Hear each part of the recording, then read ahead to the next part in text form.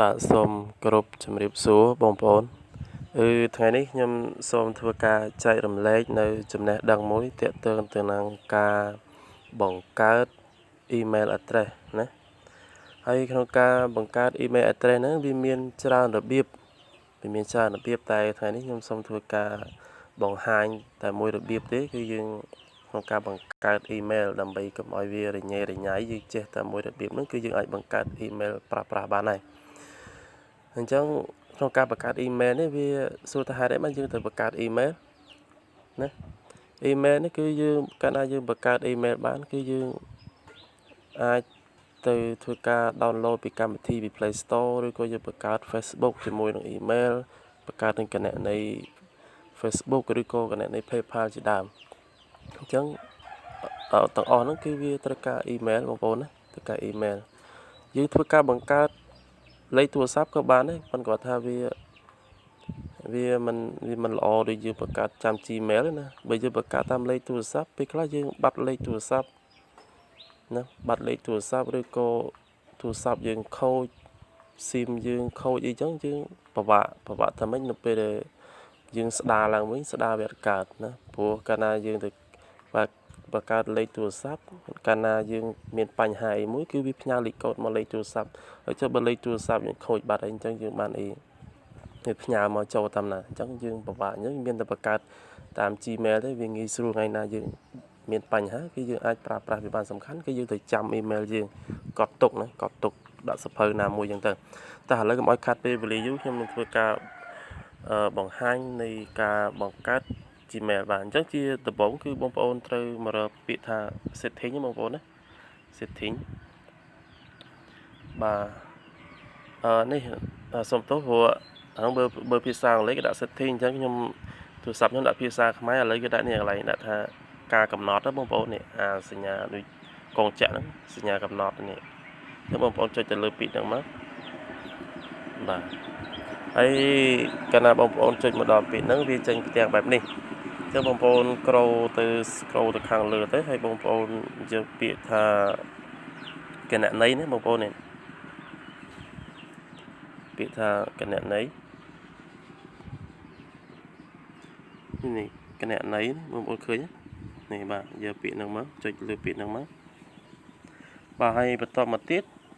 គឺបងប្អូនត្រូវយកពាក្យថាបន្ថែមគណនីនេះខាងក្រោមគេនេះពណ៌បៃតងបងប្អូនចុចពាក្យបន្ថែមគណនីហ្នឹងមកហើយបន្តមកទៀតគឺបងប្អូនត្រូវយកពាក្យថា Google នេះសញ្ញា Google ហ្នឹងបាទយក Google ចុចទៅលើពាក្យ Google ហ្នឹងមកទៀតមក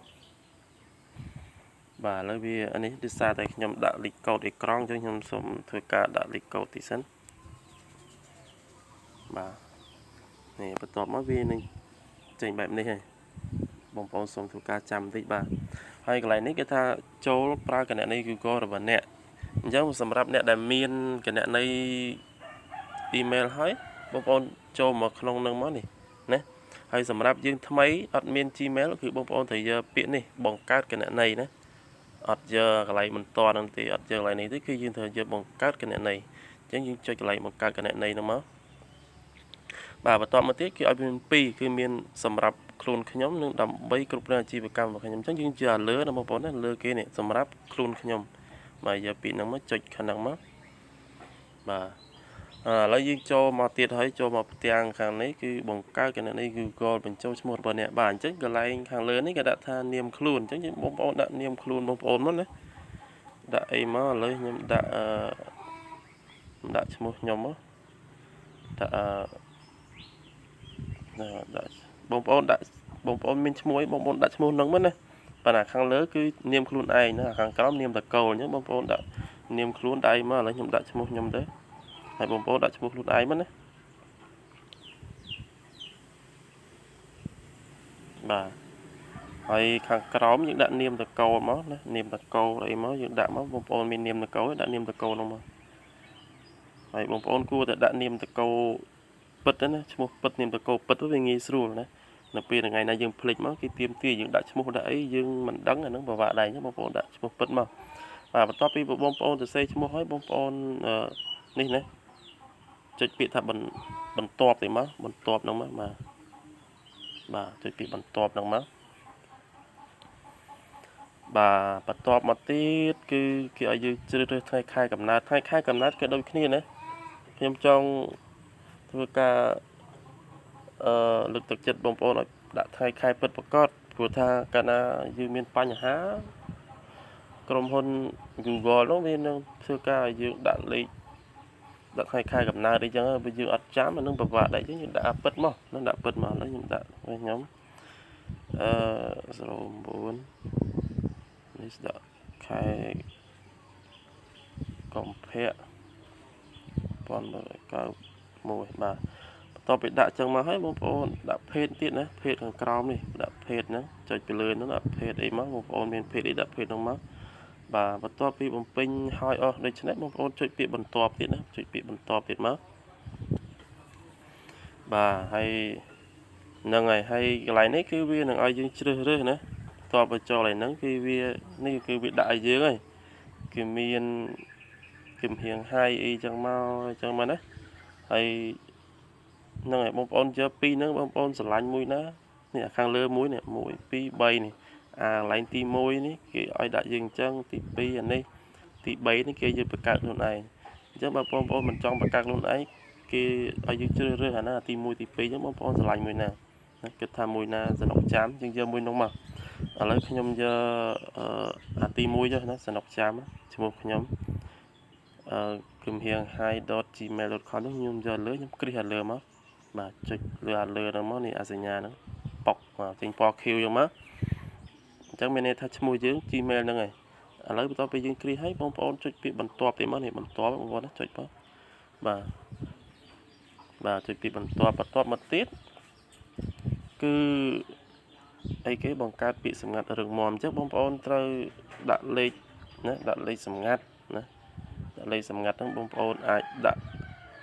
លេខខ្លះដាក់អក្សរខ្លះនេះគេដាក់ថាបង្កើតពាក្យសម្ងាត់រឹងមាំដែលរួមបញ្ចូលទាំងតួអក្សរលេខនិងនិមិត្តសញ្ញាអញ្ចឹងដើម្បីឲ្យpassword របស់យើងនឹងវារឹងមាំបងប្អូនគួរតែដាក់លេខផងអក្សរផងឬនិមិត្តសញ្ញាផងដើម្បីឲ្យវារឹងមាំណាអញ្ចឹងបងប្អូនដាក់មកណាឥឡូវខ្ញុំធ្វើការដាក់លេខកូដណាដាក់លេខកូដគឺយ៉ាងហោចណា8ខ្ទង់ឡើងបងប្អូនណាតែដាក់8ខ្ទង់ឡើងណាឥឡូវស្រ័យលើបងប្អូនដាក់អីដាក់មកឥឡូវខ្ញុំសុំធ្វើការដាក់លេខកូដបន្តិចបាទបងប្អូនអញ្ចឹងបងប្អូនធ្វើការដាក់ហើយណានៅពេលបងប្អូនដាក់ហើយគឺនេះអាខាងលើបងប្អូនដាក់យ៉ាងម៉េចអាខាងក្រោមនេះ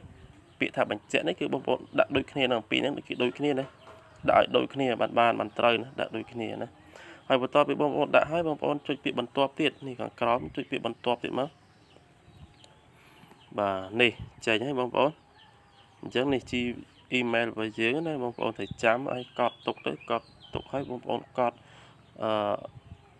លេខសម្ងាត់របស់យើងប្រហែល8ខ្ទង់មិញហ្នឹងយើងកត់វាទុកទៅដើម្បីថ្ងៃណាយើងភ្លេចយើងអាចស្ដារវាវិញបានចឹងបងប្អូនហ្នឹងហើយបន្ទាប់ទៀតចេញបែបនេះគឺបងប្អូនទៅចុចពាក្យបន្ទាប់ទៀតមកណាបន្ទាប់ទៀតមកបាទអញ្ចឹងកន្លែងនេះគឺភាព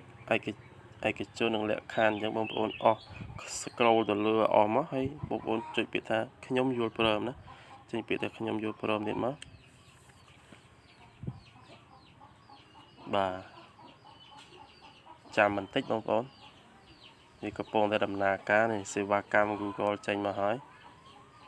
ប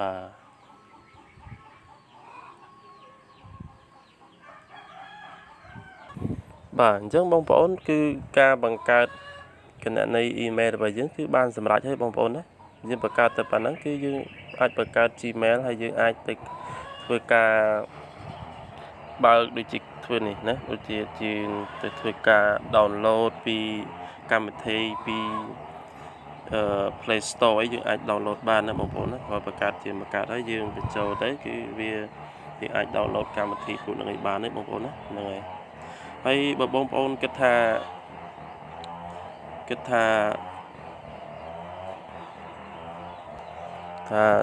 វីដេអូនេះមានប្រយោជន៍បងប្អូនសូមបងប្អូនធ្វើការ Subscribe ក៏ដូចជា Like និងធ្វើការ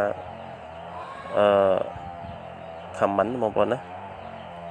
ហើយចំពោះការបង្កើតនេះបើបងប្អូនមានការ សពេចសពិលឬក៏មិនច្បាស់កន្លែងណាបងប្អូនអាចធ្វើការ comment នៅខាងក្រោមវីដេអូហ្នឹងហើយខ្ញុំនឹងធ្វើការបកស្រាយជូនណាបើសិនបើខ្ញុំមានពេលបាទហើយបាទអរគុណប៉ុណ្ណឹងខ្ញុំសូមជម្រាបលាប៉ុណ្ណឹងបងប្អូន